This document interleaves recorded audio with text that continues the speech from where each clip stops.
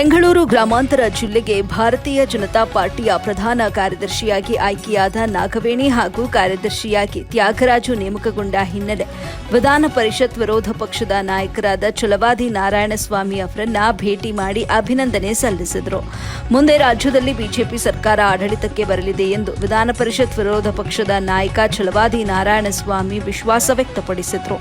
ಮುಂದಿನ ಸರ್ಕಾರ ಬಿಜೆಪಿ ಸರ್ಕಾರ ಇರುವಾಗ ದೇವನಹಳ್ಳಿಯಲ್ಲಿ ನಮ್ಮ ಸರ್ಕಾರ ಇರಬೇಕೋ ಬೇಡವೋ, ಯಾರು ಏನ್ ಬೇಕಾದ್ರೂ ಮಾತನಾಡಿಕೊಳ್ಳಿ, ನಮ್ಮ ಪಾಡಿಗೆ ನಾವು ಕೆಲಸ ಮಾಡಿ ತೋರಿಸಬೇಕು, ಎಲ್ಲರನ್ನೂ ಸಮಜಾಯಿಸಬೇಕು, ಎಲ್ಲರನ್ನೂ ಗೌರವಿಸಬೇಕು ಅಂತ ಕಾರ್ಯಕರ್ತರಿಗೆ ತಿಳಿಸಿದ್ರು. ವರದಿ ಯಲಿಯೂರು ರಾಧಾಕೃಷ್ಣ, ಎಬಿ ನ್ಯೂಸ್ ಕನ್ನಡ, ದೇವನಹಳ್ಳಿ.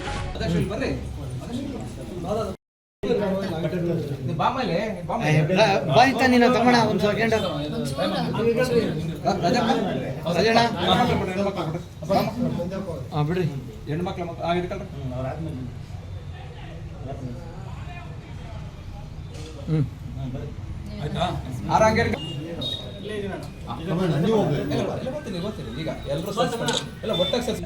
ಅದೆಲ್ಲ ನಡೀತಾ ಇರ್ತದೆ. ತಲೆ ಕೆಡಿಸ್ಕೊಳ್ಳಿ. ನಾನು ಹೊರಗಡೆಯಿಂದ ಬಂದವನಲ್ಲ, ನಾನು ಕಾಂಗ್ರೆಸ್ಸಿಂದ ಬಂದವನೇ. ಆದರೆ ಇರೋರನ್ನ ನಾನು ಗೌರವಿಸ್ಬೇಕು, ಮತ್ತೆ ಜವಾಬ್ದಾರಿ ಹೊತ್ಕೊಂಡು ನಡೆಸ್ಕೊಂಡು ಹೋಗೋದು.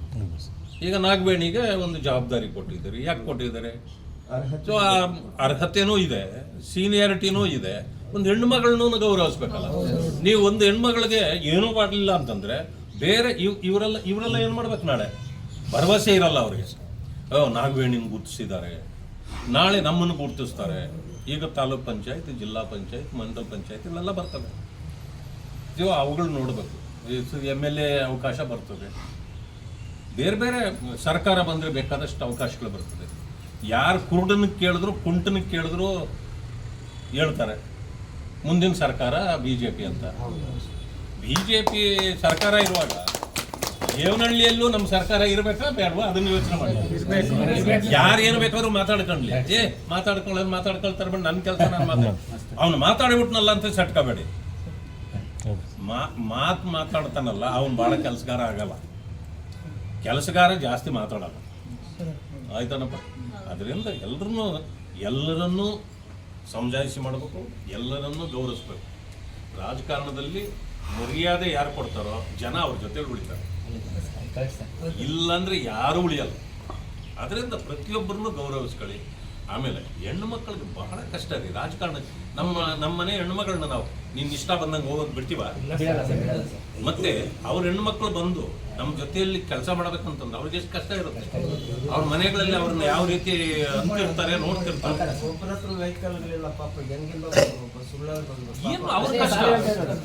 ಅವ್ರ ಕಷ್ಟ ಅವ್ರಿಗೆ ಗೊತ್ತಿರ್ತದೆ. ಆದರೆ ನಾವು ಲಘುವಾಗಿ ಮಾತಾಡೋದಾಗ್ಲಿ, ಅವ್ರನ್ನ ರೆಸ್ಪೆಕ್ಟ್ ಇಲ್ಲದೆ ನಡೆಸ್ಕೊಳ್ಳೋದಾಗ್ಲಿ ತಪ್ಪು. ಎಲ್ಲರನ್ನು ಸೇರಿಸ್ಕೊಂಡು ಮಾಡಿ ನಾವೆಲ್ಲ